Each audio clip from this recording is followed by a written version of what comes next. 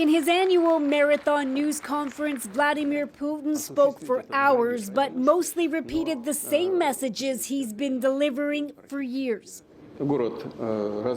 He said Russia does not consider itself responsible for the loss of life in Ukraine, claiming it didn't start the war.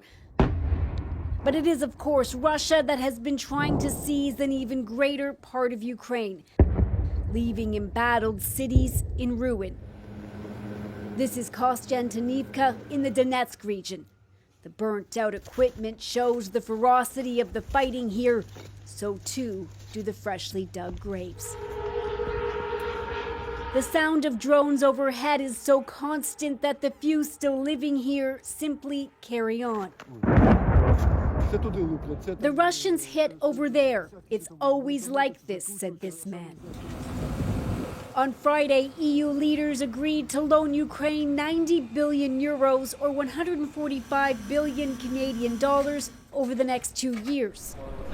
But the bloc didn't agree on the contentious issue of using the frozen Russian assets. Ukraine will only repay this loan once Russia pays reparations.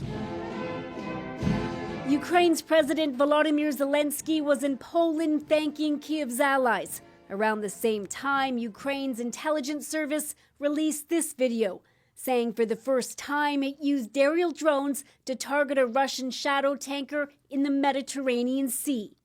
Putin claims Russia is ready for peace, saying it's now up to Ukraine and its Western allies. The U.S. continues to steer negotiations with talks scheduled for this weekend, but it's Moscow that still refuses to agree to even a temporary ceasefire.